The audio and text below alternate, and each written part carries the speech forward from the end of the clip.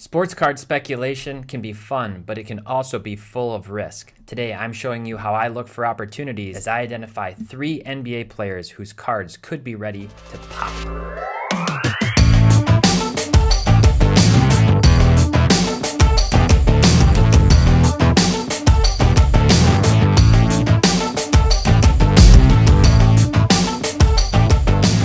Hey everyone, welcome back to another episode of Data Dive. My name is Tyler Nethercott, better known as T-Pott.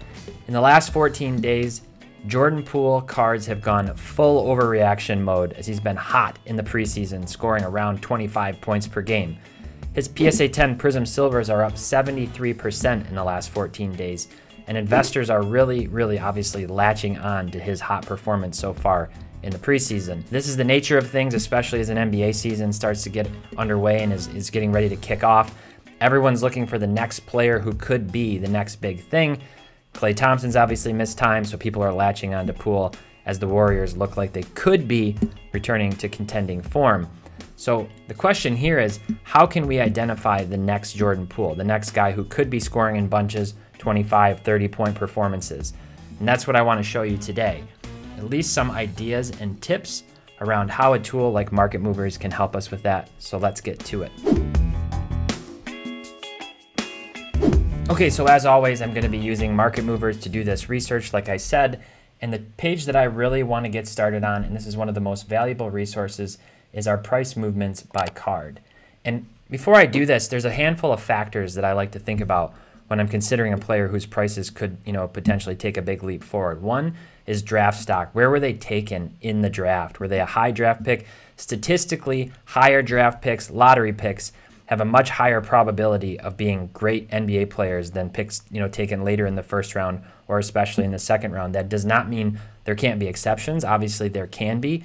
But in general, the higher the pick, the higher probability that they're going to end up being a phenomenal NBA player. So draft stock is one. Injury is another. Is the player coming back from injury that could have caused their prices to go down significantly? And then third, circumstances.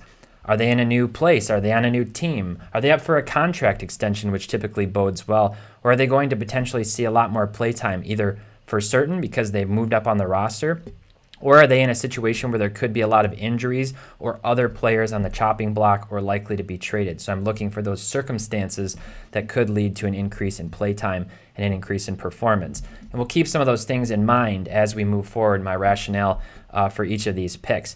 Now, one other concept to potentially understand here is leading indicators, the concept of leading indicators. And if we go to Investopedia, not to bore you too much, but a leading indicator is a piece of economic data that corresponds with future movement or change in some phenomenon of interest. Different leading indicators vary in their accuracy and precision in leading relationships, so it is wise to consult a range of leading indicators in planning for the future. So when I'm thinking about leading indicators for basketball cards, for sports cards in general, what I'm thinking about is two things. One, a specific grade, set, and variation, which sort of sets the trend for the market. And another one is a specific set of players who do the same thing. For the set variation for basketball and the grade, I'm looking at PSA 10 Prism Silvers. No pun intended. They're kind of the gold standard of the market. They're what investors look to first. And you'll see silvers move a lot of times before the rest of the cards for a particular player start to move. So PSA 10 Prism Silver is what I like to use. Doesn't necessarily mean buy the PSA 10 Prism Silver. It means look at it to do your analysis, to have a really good apples to apples comparison set. And the second thing is the players. I like to look at the top 1 to 2 players from several draft classes to kind of get an idea of where the market is going. Those top players are always going to be the ones with their eyes, everybody's eyes turned onto them. They're going to be the ones that sort of set the market. And as they go, many times the market goes. So for example, if I come over to our popular card charts, I've filtered on the last 180 days for PSA 10 Prism Silver for Ja, Luka, Trae Young, and Zion Williamson. And what I can see here is that roughly, on average, minus 25% over the last 6 months for these 4 guys. And so what I'm going to use that to do is say, okay, as I look at other players, if I see that a guy is down 45%, I'm kind of going to consider that 20% between 45 and 25 as that market agnostic decline, independent of leading indicators with these players, to try to understand where they're going in relation to the kind of guys at the top of their respective classes. So that's what I mean by leading indicators. So let me take you back and show you how I like to filter on price movements here if I'm looking for a card. I filtered by basketball, by PSA 10, by Prism, by silver. Then I've set my price threshold here at $300 and a minimum number of sales at 5, just to sort of filter out some of the older, more rare Prism Silver cards. So that's how I've set up my filters here, and I'm on the last 180 days. And what I've done is I'm right on this first page, and I've sorted in ascending order from the most, lowest sale all the way up to the highest, closest to 300. And so if I scroll through this list, I'm just going to kind of scroll through here. Lowest price at $13 for Kabengele, and I'm just going to scroll and look. And the important thing is here, if you're investing in basketball cards, you better know something about basketball players. If you're planning to do your own research and to really, kind of take a hunch in speculation, you have to know the market. You have to know what's going on with these guys. And so I'm going to keep kind of scrolling down. Not Harry Giles, not Josh Hart, not Roby. I'm going to keep scrolling. And boom, Brandon Clark, he really jumps out at me, okay? Down 76% in the last 180 days, down to $34. And I'm just going to click on this little link here to chart this card and take a look at what's been going on with Brandon Clark's cards over the last 180 days. And what I can see here is, again, last 180 days it defaults. Man, this card was all the way up hovering around into the $100 range, $125. Now most recently having sold for $34. So Brandon Clark, he looked like the steal of the draft in 2019. He made the All-NBA rookie team first team, and he was drafted 21st overall. He averaged 12 points, 6 rebounds that season, and he had a super efficient 62% scoring from the field. Now, I don't necessarily think that Brandon Clark is the next big all-star. That's not what I'm really looking for in a $35 to $50 kind of Prism Silver card. What I'm looking for here is a guy whose floor is less than his ceiling, significantly less than his ceiling in this case, in my opinion. Clark is already, I think, at nearly rock bottom. Even if he dropped down to like $20, $25, you're talking about a $15 potential loss. Whereas we've already seen this card hovering up around $100 to $125 consistently.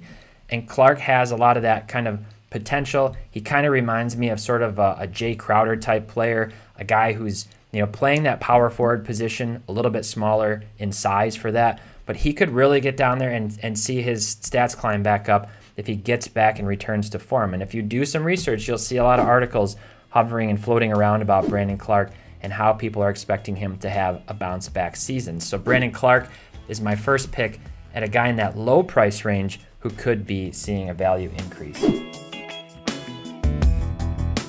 All right, so let's come back over here and let's keep scrolling down, and I'm going to look for other guys. Mikal Bridges, he's one that you might want to consider, a great versatile player, but I'm going to keep scrolling.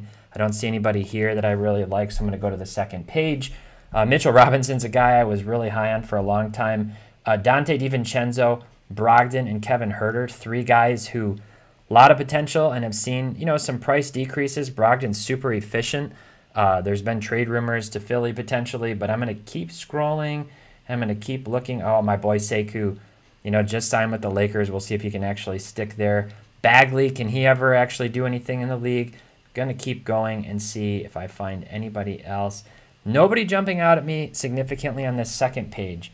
So I'm going to come to this third page. Kobe White. Kobe White's dropped a ton. I mean a ton. His Prism Silver was around like $1,200, $1,300 back a couple of years ago. Now it's all the way down to $137. But he's kind of lost in the mix of those guards in Chicago. Okay, Mikal Bridges. Now, only down 11% in the last 180 days at $180 most recently. But here's the thing I like about Bridges. Again, draft stock. He was the 12th overall pick in 2018, so you got that. He's a lottery pick. He had a slow rookie year at just 7.5 points per game, but he was only 20 years old at the time, and he's continued to develop. Now, let's take a look. And I'm going to show you, I like to do research again and look at what are the stats doing for Mikal Bridges. Now, if I scroll down, I'm on basketballreference.com. I can see it looks like he took a step back slightly last year at, points or didn't do much, but the efficiency went up significantly. Look at the increase in his effective field goal percentage. Look at the increase in his free throw percentage. And if we scroll down and we come down to the advanced section, we can see that his player efficiency rating also increased nearly 3 points. So all positive signs. Now, what I really like about Bridges is if you come over to ESPN, and I prefer their game log view because it gives some nice summaries. Look at what he did at the end of the year last year, what Bridges did at the end of the year last year. 30 points, 27, 21, 20, 25, 33, 20. This is when he was getting some real playtime, playtime in the 35 to 40 minute range. And he's going to be the starting power forward now for Charlotte. And Charlotte, by the way, had the 4th best record in the East last year when LaMelo Ball played. So it's really a question of, can LaMelo stay healthy? Can Bridges, stay on the court? Can Gordon Hayward come back? And Terry Rozier? They've got some pieces. So there's obviously circumstances where I can give that little check sign to. Starting power forward. There's also rumors, I think we saw it over here on Basketball Reference if we scroll up, that there might be contract extension conversations happening with Bridges. So that could be a really big thing. So, potential downside on Miles Bridges. Let's just take a look at his chart. I think potential downside, maybe around $100. You can see that this card was actually up as high as $444 at its highest single day point. But again, hovering $300 range, and has come down for a guy who's showing all the signs of going up. So I really think the upside on this card is like Jaren Jackson price range, which is $370 right now. In fact, if we take a look at that 2018 draft, you had Bridges, who was taken number 12, Spartan, go green. And you had Jaren Jackson, who was taken number 4, Spartan, go white. I would take Bridges at $180 right now over Jaren Jackson at more than double that, $370, for performance that could turn out to be somewhat similar. So the other thing about Bridges, he is a ferocious and punishing dunker. He's got that sort of X factor. And with LaMelo, there's going to be flash. So I like Miles Bridges' upside to potentially have his prices pop. All right, last pick. Let's keep scrolling down. I really like DeAndre Hunter. I think the injury risk is there, but I like his performance. And let's just keep scrolling. Second to last on the list here, Cam Reddish. Now, Cam Reddish, this would be the highest risk and the highest potential reward. He's polarizing. Some people, he draws comparisons to Paul George. Other people compare him to potentially being a more like Ruben Patterson, barely serviceable type of player. The draft stock is there, 10th overall back in 2019. And at one point, if you didn't know this, Cam Reddish, of R.J. Barrett, Zion Williamson, and Cam Reddish, Cam was the guy who was the highest blue chip recruit to Duke, not those other 2 guys. So he's got the draft stock and obviously the potential. He's coming off of that non-surgical procedure to heal his Achilles, so there's an injury return that kind of impacted his value last year. And he came back and he scored 21 points, shooting 6 of 7 from 3 in that Game 6 loss to the Bucks in the Eastern Conference Finals last year. Reddish is 6'7" with a 7'1" wingspan, and he's a really solid defender. So he's got all the potential in the world. It's just a matter of whether or not he can actually fulfill that potential and be a consistent shooter. The defense will really be there. So I honestly think that the upside on Reddish is really, really high, but it's a huge risk. Can he stay healthy? Can he play consistently? I have no idea if he can do that, but there are people waiting with expectation for Cam Reddish, and that's always a good thing for prices. It's kind of like the hype is a little bit of that baking soda sitting in the 5th grade volcano, and it's just a few splashes of vinegar, a few splashes of 30-point, maybe 40-point games from Cam Reddish, and that thing's going to erupt. The people are waiting. So if Cam strings together those hot games, he could easily go from the $289 price range into that $400 to $500 price range, or maybe even up to $700, which is where Brandon Ingram is sitting right now. Is that unreasonable to expect for a guy like this? In contrast, the floor, it could be much lower. You could buy in at $289 and be staring at $100 to $125 a year from now if Cam doesn't pan out this year. So that's the type of risk evaluation that you need to make. All right, if you liked this video, please go ahead and give that the thumbs up down below and make sure you're subscribed to the channel. That really helps us. And share this video with somebody if you think they'd enjoy it or benefit from it. And for some parting words, I really want to reinforce not to overextend yourself. Rookie speculation can be really a lot of fun. And if you hit it big, it's like playing blackjack or poker at the casino. You start getting confident and you get some, wind in your sails. But it can be dangerous if you don't know what you're doing or if you're a little bit too reckless and you don't do enough research. I always say, don't listen to me specifically. Don't pay for picks. Do your own research and be confident in those picks, and diversify across picks, across risk categories, and within each of those risk categories into different players. That's how you're going to be set up for the best success.